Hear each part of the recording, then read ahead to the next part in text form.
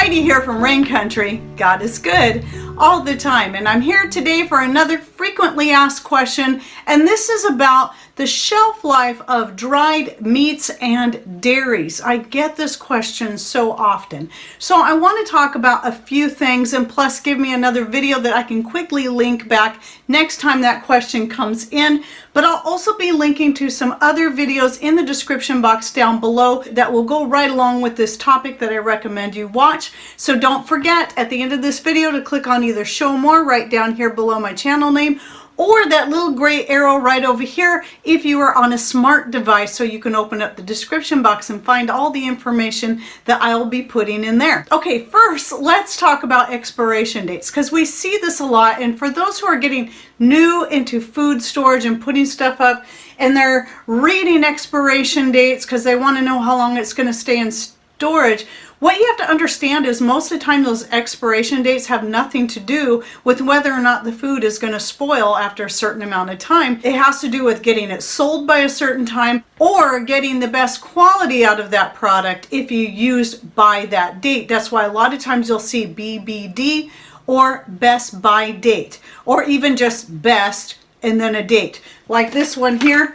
it just says best, and then it has a date of April 2nd, 2020. And we're obviously late in 2021, so this is supposedly past its shelf life. Well, no, it's not. It's actually still quite good, and it can last for years in this package like this, because it's very well sealed. This is one of the reasons why I now started buying milk in packages like this, so I don't have to re-jar them rather than keeping them in plastic containers. Those are a little more iffy, but even those can still last a lot longer than what the shelf life says. So if you're getting the Hoosier Hill Farm dairy products and you're keeping it in the plastic containers, they can still last in there a lot longer than what it even says on the packaging. But I do like to try to get a lot of that stuff repackaged up like I did here with this butter. This is a Hoosier Hill powdered butter. But I've also got a lot of milk and butter put up in a couple of different 5-gallon buckets in a powder form to last me for years, and I'm not at all concerned about it. So the same applies to meat or eggs or even powdered cheese. Now this is my first little batch of my home dried powdered cheese, and hopefully soon I'll be doing a new video on this. I have a video that I'll link to down below if you're curious of how I made it. Anyway, so this is just one I'm working through, so it's not vacuum sealed or anything. But even if I didn't vacuum seal it, or I vacuum seal it and stuck it back in storage like I did with these powdered eggs from my own chickens, I'm not worried about it. And let me give you a couple more examples before I go on. Right here is some elk jerky from 2017. This jar's still sealed, it's still good. And here's one from 2016 of beef jerky I had made. This is all stuff I made myself. And I did finally today open this up just to take a little small piece out before I shot this video to taste it. Still good. There's nothing wrong with it. There's no mold in there. Anything that you see that might look like that, that's simply fat from the meat. So you can see that where it kind of soaked into the grating of the rack I was drying it on the wood stove. And that's all there is. The fat is not rancid. It's all good. So some of this, if you're talking about things that have fat in them, like the cheese and the eggs and the meat and even the butter, then, or the whole milk, all this stuff has some amount of fat in it, because this is whole milk. It hasn't been defatted in any way. So obviously there's still fat in there. So a lot of people get concerned about fat going rancid. Well, while it can, it also is going to depend on your climate and where you're storing this stuff. So fats of all kinds are always going to be best. In fact, this applies to all food, whether it be canned, water bath, pressure can, dehydrated, whatever it is, freeze dried and so on. It's still always best to store in the coolest, darkest place that you have to store these things, and also in a dry area too, because you don't want things getting moisture in them. But if they're well sealed, it shouldn't be an issue anyway of getting moisture in it, which is another reason, because it can get kind of humid here. It's another reason why I like to vacuum seal everything, even if it's not absolutely necessary, just to make sure I'm keeping a good seal and no risk of air or moisture getting into the jars. What it really comes down to is, if you can trust something to be in storage for a month or even a year, why would suddenly at the 1 year point oh no, I have to throw it out, it's got to be bad, it's going to make me sick. If it's going to last a year in storage, it's going to last 2 years. It's going to last 10 years. It'll last as long as you need it to if you keep it properly stored. It's not going to go bad on you. A lot of times, coming back to the best by date, and even when they give you canning guidelines on how long to store your food, and they'll say, if you go to the government websites and they stay a year to 2 years, it doesn't mean that all of a sudden after a year all that food is bad and you got to throw it out. No, that's not what it refers to. And if you even read the wording on these sites, it'll clearly specify it has to do with the quality of the food. So canned goods in particular, like carrots and certain things, can get real mushy over time and start to lose their flavor and color, especially if they're exposed to light. That's why you got to keep dark. And some of the nutrients will be lost, but not all. You'll still have a lot of great nutrients in there, but the quality will change over time, and that applies to anything. So just because freeze-dried food says it's going to last for 25 years and dehydrated food can last for 15 years, that does not mean that after 15 years, your dehydrated goods, like any of this stuff I have sitting here, are suddenly bad and they need to be thrown out. It just means they're less likely to have the same quality that freeze-dried foods are going to have past that time. That's the only difference. But even then, even with your freeze-dried foods, it's going to depend on how you're storing it. If you're keeping it in the number 10 cans unopened, yes, they will last for a very long time. But if you open that number 10 can and put their little plastic lid back on there, start working through it, it's going to quickly lose quality, very quickly.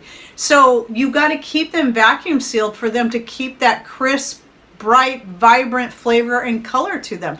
But again, it doesn't mean any of this stuff has spoiled. Now, one of the things I didn't pull out in this, I have quite a bit of different dairy powders and so on, whether it be things that I've dried myself or I've purchased, put up, and one of them is the Meyenberg goat milk. That was the first whole powdered milk I stocked up on. I bought it all back in 2014. And the expiration date on the box is 2017. But last year I opened up a can to try it out. Still just as good as the day I bought it. There's nothing wrong with it, as they're staying sealed in the cans. And I did go ahead and work through that can, but it still would have been fine leaving it in the can with the plastic lid for quite some time. But once it's open like that, if you leave it in the can with a plastic lid, it does definitely lose its quality. So I always recommend repackaging if you're not going to work through it fast enough into a jar. Then you can vacuum seal it however you want. You can also do the same into Mylar bags, but I find Mylar bags, especially putting powders in Mylar bags, is just about a waste of time.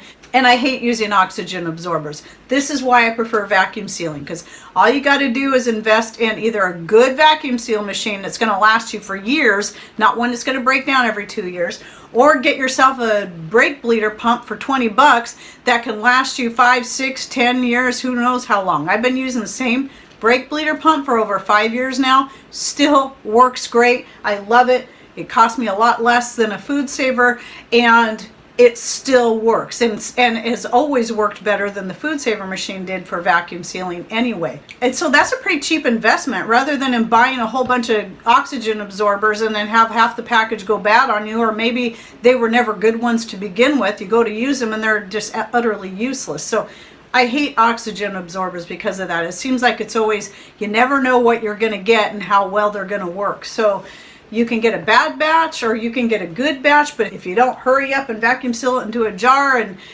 all that, you can quickly lose the quality of those oxygen absorbers. To me, it's just a pain and a waste of money when I can just vacuum seal everything and not have to worry about the cost of constantly replacing oxygen absorbers that really cannot be used again once they've gone bad.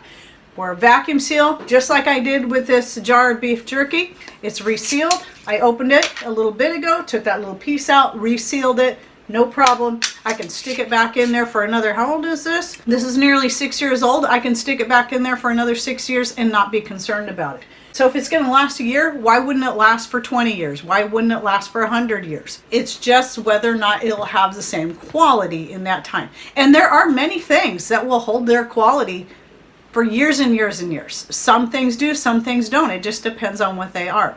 So anyway, all this is to say, I believe it will last for the rest of your life if you store it properly. That's just my personal opinion based on my own experience and what I've researched for myself. So really what it comes down to is don't be afraid to stock up on some shelf-stable foods like your milks, or even dehydrating the milk from your own livestock, or eggs like I've done here from my own chickens, or any of your meats. Oh, I forgot to mention this. This is a beef burger I'd taken out of the freezer last year. It's been in here for over a year now, 2020. And it's still good. People keep asking me about that. Just like with the jerky, I know it's going to last at least as long as the jerky. And if it's going to last that long, why not 100 years? So don't be afraid to do it. Just make sure you have everything put away properly. I always recommend with any such things that you vacuum seal it somehow, have a good seal with the least amount of air in your containers, whatever they are. Even if you have to use Mylar bags without any kind of special vacuum sealing unit, you can simply use the water in the bowl method like I showed in another video. You put the bag down in the water, you have a receptacle of water, and just let the weight of the water push the air out through the top of the bag, and then just seal it up. That's going to take out quite a bit and do a lot in keeping your food preserved for a long period of time. And don't let the expiration dates on there or the best by dates freak you out. That's nothing to worry about, honestly. All right, well, if anyone has any tips, suggestions, ideas, or even wants to share some success stories about how you had some kind of dairy or eggs or meat put up for X amount of years and it's still good when you went to use it, please share those down below, because people need that real life stories to know that, okay, I can do this. But also give us any tips that you might suggest, especially if you had something that actually did go bad, lose its flavor, or go rancid for some reason. Then it's important for people to know, why did that happen? Did it have to do with the way it was stored or where it was stored? Was it exposed to a lot of heat, a lot of light, so on and so forth? These are good to know. So if you're coming in here and you're new to all this, make sure you read the comments down below instead of just listening to what I have to say, because we all have something we can share to help each other out. Thanks for watching. Take care, and God bless.